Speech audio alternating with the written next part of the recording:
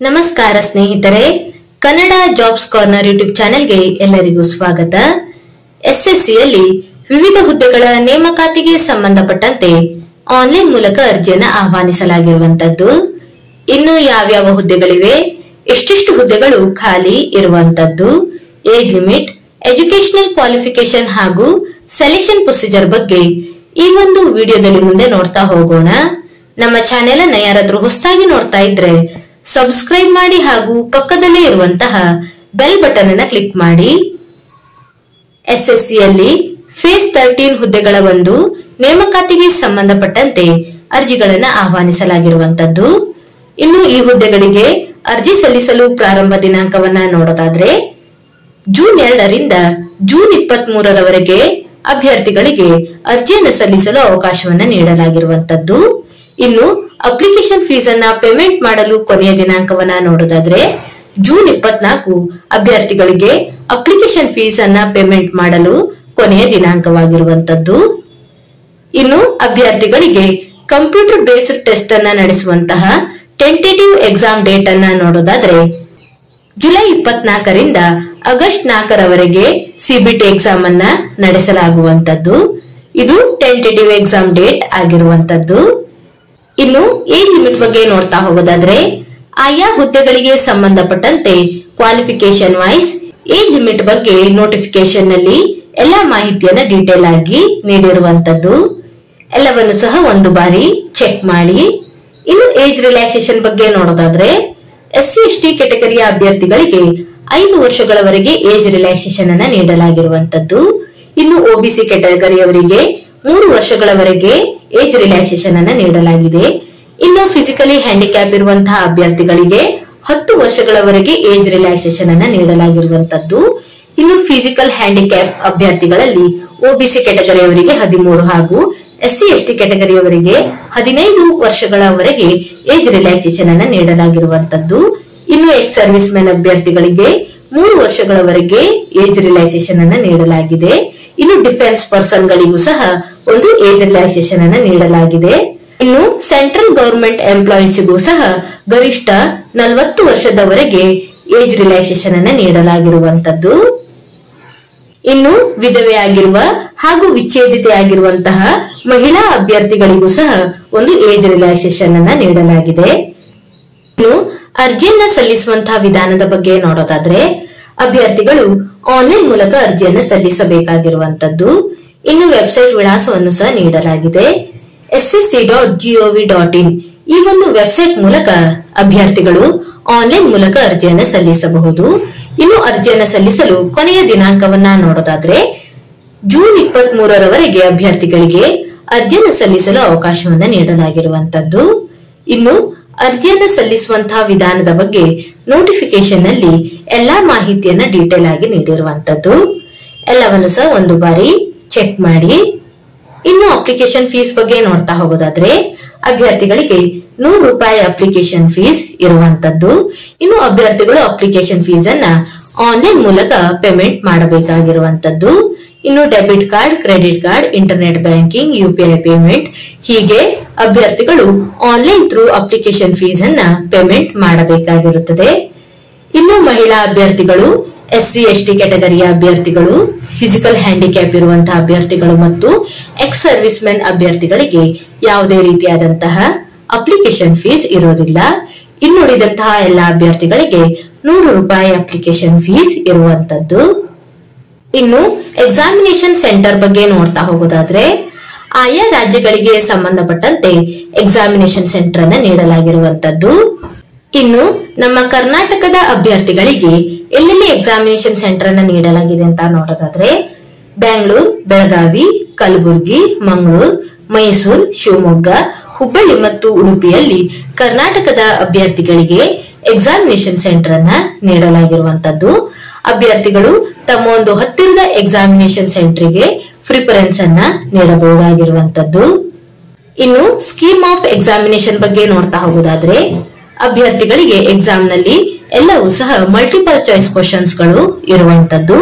ಅಭ್ಯರ್ಥಿಗಳ ಒಂದು ಕ್ವಾಲಿಫಿಕೇಶನ್ ಗೆ ಸಂಬಂಧಪಟ್ಟಂತೆ SSLC, PUC ಹಾಗೂ ಡಿಗ್ರಿ ಲೆವೆಲ್ ಅಲ್ಲಿ ಕ್ವಶನ್ಸ್ ಗಳನ್ನ ಕೇಳಲಾಗುವಂತದ್ದು. ಇನ್ನು ಯಾವ್ಯಾವ ವಿಷಯದ ಮೇಲೆ ಎಷ್ಟೆಷ್ಟು ಕ್ವಶನ್ಸ್ ಗಳನ್ನ ಕೇಳಲಾಗುತ್ತದೆ ಅಂತ ನೋಡೋದಾದ್ರೆ, ಒಟ್ಟು 4 ಸೆಕ್ಷನ್ಗಳು ಇರುವಂತದ್ದು. General intelligence, general awareness, quantitative aptitude ಹಾಗೂ ಇಂಗ್ಲಿಷ್ ಲ್ಯಾಂಗ್ವೇಜ್ ಮೇಲೆ ಕ್ವಶನ್ಸ್ ಗಳನ್ನ ಕೇಳಲಾಗುವಂತದ್ದು. ಇನ್ನು ಜನರಲ್ ಇಂಟೆಲಿಜೆನ್ಸ್ ಈ ಒಂದು ವಿಷಯದ ಮೇಲೆ ಒಟ್ಟು 25 ಕ್ವಶನ್ಸ್ ಗಳನ್ನ ಕೇಳಲಾಗುತ್ತದೆ ಮತ್ತು 50 ಅಂಕಗಳು ಇರುವಂತದ್ದು. ಅಂದರೆ ಪ್ರತಿಯೊಂದು ಪ್ರಶ್ನೆಗೂ ಸಹ 2 ಅಂಕ ಇರುತ್ತದೆ. ಇನ್ನು ಜನರಲ್ ಅವೇರ್ನೆಸ್ ಈ ಒಂದು ವಿಷಯದ ಮೇಲೆ ಒಟ್ಟು 25 ಕ್ವಶನ್ಸ್ ಗಳು ಇರುವಂತದ್ದು ಹಾಗೂ 50 ಅಂಕಗಳು ಇರುತ್ತವೆ. ಇನ್ನು ಕ್ವಾಂಟಿಟೇಟಿವ್ ಆಪ್ಟಿಟ್ಯೂಡ್ ಈ ಒಂದು ವಿಷಯದ ಮೇಲೆ 25 ಕ್ವಶನ್ಸ್ ಗಳು ಇರುವಂತದ್ದು ಮತ್ತು 50 ಅಂಕಗಳು ಇರುವಂತದ್ದು. ಇನ್ನು ಇಂಗ್ಲಿಷ್ ಲ್ಯಾಂಗ್ವೇಜ್ ಈ ಒಂದು ವಿಷಯದ ಮೇಲೆ ಒಟ್ಟು 25 ಕ್ವಶನ್ಸ್ ಗಳು ಇರುವಂತದ್ದು ಮತ್ತು 50 ಅಂಕಗಳು ಇರುತ್ತವೆ. ಒಟ್ಟು 200 ಅಂಕಗಳಿಗೆ ಎಕ್ಸಾಮಿನೇಷನ್ ಅನ್ನ ನಡೆಸಲಾಗುತ್ತದೆ ಹಾಗೂ ಒಟ್ಟು 60 ನಿಮಿಷಗಳ ಕಾಲಾವಕಾಶವನ್ನ ಎಕ್ಸಾಮ್ಗೆ ನೀಡಲಾಗಿರುವಂತದ್ದು. ಇನ್ನು ನೆಗೆಟಿವ್ ಮಾರ್ಕಿಂಗ್ ಬಗ್ಗೆ ನೋಡೋದಾದ್ರೆ, ಪ್ರತಿಯೊಂದು ತಪ್ಪಾದ ಉತ್ತರಕ್ಕೆ 0.50 ಅಂಕವನ್ನ ಕಳೆಯಲಾಗುವಂತದ್ದು. ಅಂದರೆ 2 ಕ್ವಶನ್ಸ್ ಗಳು ತಪ್ಪಾಗಿದ್ದರೆ 1 ಅಂಕವನ್ನ ಕಳೆಯಲಾಗುವಂತದ್ದು. ಇನ್ನು ಎಕ್ಸಾಮಿನೇಷನ್ ಹಿಂದಿ ಮತ್ತು ಇಂಗ್ಲಿಷ್ ನಲ್ಲಿ ನಡೆಸಲಾಗುತ್ತದೆ. ಇನ್ನು ಎಕ್ಸಾಮಿನೇಷನ್ ಸಿಲೆಬಸ್ ಬಗ್ಗೆ ನೋಡೋದಾದ್ರೆ, ಆಯಾ ಹುದ್ದೆಗಳಿಗೆ ಸಂಬಂಧಪಟ್ಟಂತೆ ಕ್ವಾಲಿಫಿಕೇಶನ್ ವೈಸ್ ಸಿಲೆಬಸ್ ಬಗ್ಗೆ ನೋಟಿಫಿಕೇಶನ್ ನಲ್ಲಿ ಎಲ್ಲಾ ಮಾಹಿತಿಯನ್ನ ಡೀಟೇಲ್ ಆಗಿ ನೀಡಿರುವಂತದ್ದು. ಅಂದರೆ ಆಯಾ ಕ್ವಾಲಿಫಿಕೇಶನ್ಗೆ ಸಂಬಂಧಪಟ್ಟಂತೆ ಸೆಪರೇಟ್ ಆಗಿ ಸಿಲೆಬಸ್ ಬಗ್ಗೆ ಎಲ್ಲಾ ಮಾಹಿತಿಯನ್ನ ನೀಡಲಾಗಿದೆ. ಇನ್ನು ಸೆಲೆಕ್ಷನ್ ಪ್ರೊಸೀಜರ್ ಬಗ್ಗೆ ನೋಡ್ತಾ ಹೋಗೋದಾದ್ರೆ, ಅಭ್ಯರ್ಥಿಗಳು ಕಂಪ್ಯೂಟರ್ ಬೇಸ್ಡ್ ಟೆಸ್ಟ್ ನಲ್ಲಿ ಪಡೆದುಕೊಂಡಿರುವಂತಹ ಅಂಕಗಳ ಆಧಾರದ ಮೇಲೆ ಹುದ್ದೆಗಳಿಗೆ ಸಂಬಂಧಪಟ್ಟಂತೆ ಶಾರ್ಟ್ ಲಿಸ್ಟ್ ಮಾಡಿ ಸೆಲೆಕ್ಷನ್ ಅನ್ನ ಮಾಡಲಾಗುವಂತದ್ದು. ಇನ್ನು ಕೆಟಗರಿಗೆ ಸಂಬಂಧಪಟ್ಟಂತೆ ಕಟ್ ಆಫ್ ಮಾರ್ಕ್ಸ್ ಬಗ್ಗೆಯೂ ಸಹ ಮಾಹಿತಿಯನ್ನ ನೀಡಿರುವಂತದ್ದು.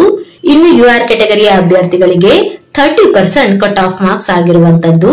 ಇನ್ನು ಒಬಿಸಿ ಮತ್ತು ಇಡಬ್ಲ್ಯೂಎಸ್ ಕೆಟಗರಿಯ ಅಭ್ಯರ್ಥಿಗಳಿಗೆ 25% ಕಟ್ ಆಫ್ ಮಾರ್ಕ್ಸ್ ಆಗಿರುವಂತದ್ದು ಹಾಗೂ ಇನ್ನುಳಿದಂತ ಕೆಟಗರಿಯ ಅಭ್ಯರ್ಥಿಗಳಿಗೆ 20% ಕಟ್ ಆಫ್ ಮಾರ್ಕ್ಸ್ ಆಗಿರುವಂತದ್ದು. ಇನ್ನು ಆಯಾ ರೀಸನ್ಗೆ ಸಂಬಂಧಪಟ್ಟಂತೆ ಕ್ವಾಲಿಫಿಕೇಶನ್ ವೈಸ್ ಖಾಲಿ ಇರುವಂತಹ ಹುದ್ದೆಗಳ ಬಗ್ಗೆಯೂ ಮಾಹಿತಿಯನ್ನ ನೀಡಲಾಗಿರುವಂತದ್ದು. ಇನ್ನು ವಿಶೇಷವಾಗಿ ನಮ್ಮ ಕರ್ನಾಟಕದ ಅಭ್ಯರ್ಥಿಗಳಿಗೆ ಕೆಕೆಆರ್ ರೀಸನ್ ನಲ್ಲಿ ಎಷ್ಟೆಷ್ಟು ಹುದ್ದೆಗಳು ಖಾಲಿ ಇದೆ ಮತ್ತು ಯಾವ್ಯಾವ ಹುದ್ದೆಗಳು ಖಾಲಿ ಇದೆ ಹಾಗೂ ಎಜುಕೇಶನಲ್ ಕ್ವಾಲಿಫಿಕೇಶನ್ ಬಗ್ಗೆ ನೋಡ್ತಾ ಹೋಗೋದಾದ್ರೆ, ಮೊದಲನೇದಾಗಿ ಇನ್ಸ್ಟ್ರಕ್ಟರ್ ಟ್ರೈನಿಂಗ್ ಈ ಒಂದು ಹುದ್ದೆಗೆ ನೋಡೋದಾದ್ರೆ 18 ರಿಂದ 30 ವರ್ಷದ ಒಳಗಿನ ಎಲ್ಲಾ ಅಭ್ಯರ್ಥಿಗಳು ಈ ಒಂದು ಹುದ್ದೆಗಳಿಗೆ ಅರ್ಜಿಯನ್ನ ಸಲ್ಲಿಸಬಹುದು. ಈ ಹುದ್ದೆಗಳಿಗೆ ಆಯ್ಕೆಯಾದಂತ ಅಭ್ಯರ್ಥಿಗಳಿಗೆ ಲೆವೆಲ್ 6 ಅಲ್ಲಿ ಸ್ಯಾಲರಿಯನ್ನ ಪೇ ಮಾಡಲಾಗುವಂತದ್ದು. ಇನ್ನು ಎಜುಕೇಶನಲ್ ಕ್ವಾಲಿಫಿಕೇಶನ್ ಬಗ್ಗೆ ನೋಡೋದಾದ್ರೆ, ಪದವಿ ಹಾಗೂ ಪದವಿಗಿಂತ ಹೆಚ್ಚಿನ ಒಂದು ವಿದ್ಯಾರ್ಹತೆಯನ್ನ ಹೊಂದಿರುವಂತಹ ಅಭ್ಯರ್ಥಿಗಳು ಅರ್ಜಿಯನ್ನ ಸಲ್ಲಿಸಬಹುದು. ಒಟ್ಟು 1 ಹುದ್ದೆ ಖಾಲಿ ಇರುವಂತದ್ದು. ಇನ್ನು ಎರಡನೇದಾಗಿ ಲ್ಯಾಬೋರೇಟರಿ ಅಸಿಸ್ಟೆಂಟ್ ಈ ಒಂದು ಹುದ್ದೆಗೆ ನೋಡೋದಾದ್ರೆ 18 ರಿಂದ 27 ವಯಸ್ಸಿನ ಎಲ್ಲಾ ಅಭ್ಯರ್ಥಿಗಳು ಅರ್ಜಿಯನ್ನ ಸಲ್ಲಿಸಬಹುದು. ಲೆವೆಲ್ 2 ಅಲ್ಲಿ ಸ್ಯಾಲರಿಯನ್ನ ಪೇ ಮಾಡಲಾಗುತ್ತದೆ. ಇನ್ನು ಎಜುಕೇಶನಲ್ ಕ್ವಾಲಿಫಿಕೇಶನ್ ಬಗ್ಗೆ ನೋಡೋದಾದ್ರೆ ಪಿಯುಸಿಯನ್ನ ಮುಗಿಸಿರುವಂತಹ ಅಭ್ಯರ್ಥಿಗಳು ಅರ್ಜಿಯನ್ನ ಸಲ್ಲಿಸಬಹುದು. ಒಟ್ಟು 1 ಹುದ್ದೆ ಖಾಲಿ ಇರುವಂತದ್ದು. ಇನ್ನು ಮೂರನೇದಾಗಿ technical officer storage and research ಈ ಒಂದು ಹುದ್ದೆಗೆ ನೋಡೋದಾದ್ರೆ ಲೆವೆಲ್ 6 ಅಲ್ಲಿ ಆಯ್ಕೆಯಾದಂತಹ ಅಭ್ಯರ್ಥಿಗಳಿಗೆ ಸ್ಯಾಲರಿಯನ್ನ ಪೇ ಮಾಡಲಾಗುವಂತದ್ದು. ಇನ್ನು ಪದವಿ ಮತ್ತು ಪದವಿಗಿಂತ ಹೆಚ್ಚಿನ ಒಂದು ವಿದ್ಯಾರ್ಹತೆಯನ್ನ ಹೊಂದಿರುವವರು ಈ ಒಂದು ಹುದ್ದೆಗಳಿಗೆ ಅರ್ಜಿಯನ್ನ ಸಲ್ಲಿಸಬಹುದು. ಒಟ್ಟು 4 ಹುದ್ದೆ ಖಾಲಿ ಇರುವಂತದ್ದು. ಇನ್ನು ಟೂರಿಸ್ಟ್ ಇನ್ಫಾರ್ಮೇಶನ್ ಆಫೀಸರ್ ಈ ಒಂದು ಹುದ್ದೆಗೆ ನೋಡೋದಾದ್ರೆ ಲೆವೆಲ್ 6 ಅಲ್ಲಿ ಆಯ್ಕೆಯಾದಂತಹ ಅಭ್ಯರ್ಥಿಗಳಿಗೆ ಸ್ಯಾಲರಿಯನ್ನ ನೀಡಲಾಗುತ್ತದೆ. ಪದವಿ ಮತ್ತು ಪದವಿಗಿಂತ ಹೆಚ್ಚಿನ ಒಂದು ವಿದ್ಯಾರ್ಹತೆಯನ್ನು ಹೊಂದಿರುವವರು ಈ ಒಂದು ಹುದ್ದೆಗಳಿಗೆ ಅರ್ಜಿಯನ್ನ ಸಲ್ಲಿಸಬಹುದು. ಒಟ್ಟು 3 ಹುದ್ದೆ ಖಾಲಿ ಇರುವಂತದ್ದು. ಇನ್ನು ಸೀನಿಯರ್ ಕಂಪ್ಯೂಟರ್ ಈ ಒಂದು ಹುದ್ದೆಗೆ ನೋಡೋದಾದ್ರೆ ಲೆವೆಲ್ 4 ಅಲ್ಲಿ ಆಯ್ಕೆಯಾದಂತಹ ಅಭ್ಯರ್ಥಿಗಳಿಗೆ ಸ್ಯಾಲರಿಯನ್ನ ನೀಡಲಾಗುವಂತದ್ದು. 18 ರಿಂದ 27 ವಯಸ್ಸಿನ ಎಲ್ಲಾ ಅಭ್ಯರ್ಥಿಗಳು ಅರ್ಜಿಯನ್ನ ಸಲ್ಲಿಸಬಹುದು. ಪದವಿ ಹಾಗೂ ಪದವಿಗಿಂತ ಹೆಚ್ಚಿನ ಒಂದು ವಿದ್ಯಾರ್ಥಿಯನ್ನು ಹೊಂದಿರುವವರು ಈ ಒಂದು ಹುದ್ದೆಗೆ ಅರ್ಜಿಯನ್ನ ಸಲ್ಲಿಸಬಹುದು. ಒಟ್ಟು 1 ಹುದ್ದೆ ಖಾಲಿ ಇರುವಂತದ್ದು. ಹೀಗೆ ಇನ್ನುಳಿದಂತೆ scientific assistant, assistant superintendent, technical assistant, girl cadet instructor ಹೀಗೆ ಇನ್ನೂ ಹಲವು ಹುದ್ದೆಗಳು ಖಾಲಿ ಇರುವಂತದ್ದು.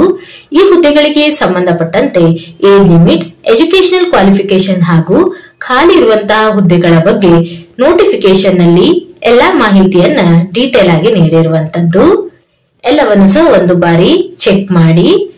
ಇನ್ನು ನೋಟಿಫಿಕೇಶನ್ ಲಿಂಕ್ ಅನ್ನು ಡಿಸ್ಕ್ರಿಪ್ಷನ್ ಬಾಕ್ಸ್ ನಲ್ಲಿ ಹಾಕಿರುತ್ತೇನೆ. ಅಭ್ಯರ್ಥಿಗಳು ಅಲ್ಲಿ ಹೋಗಿ ನೋಟಿಫಿಕೇಶನ್ ಅನ್ನ ಡೌನ್ಲೋಡ್ ಮಾಡಿಕೊಳ್ಳಿ. ಇನ್ನು ಆಸಕ್ತ ಮತ್ತು ಅರ್ಹ ಅಭ್ಯರ್ಥಿಗಳು ಈ ಒಂದು ಹುದ್ದೆಗಳಿಗೆ ಅರ್ಜಿಯನ್ನ ಸಲ್ಲಿಸಬಹುದಾಗಿರುವಂತದ್ದು. ಇವಿಷ್ಟು ಎಸ್ಎಸ್ಸಿಯಲ್ಲಿ ಕರೆಯಲಾದಂತಹ ಫೇಸ್ 13 ಹುದ್ದೆಗಳ ಒಂದು ನೇಮಕಾತಿಗೆ ಸಂಬಂಧಪಟ್ಟಂತ ಮಾಹಿತಿಯಾಗಿರುವಂತದ್ದು. ಈ ಒಂದು ವಿಡಿಯೋ ನಿಮಗೆ ಇಷ್ಟವಾಗಿದ್ದಲ್ಲಿ ಒಂದು ಲೈಕ್ ಮಾಡಿ, ಶೇರ್ ಮಾಡಿ ಹಾಗೂ ಸಬ್ಸ್ಕ್ರೈಬ್ ಮಾಡಿ. ಜೊತೆಗೆ ಪಕ್ಕದಲ್ಲೇ ಇರುವಂತಹ ಬೆಲ್ ಬಟನ್ ಅನ್ನ ಕ್ಲಿಕ್ ಮಾಡಿ.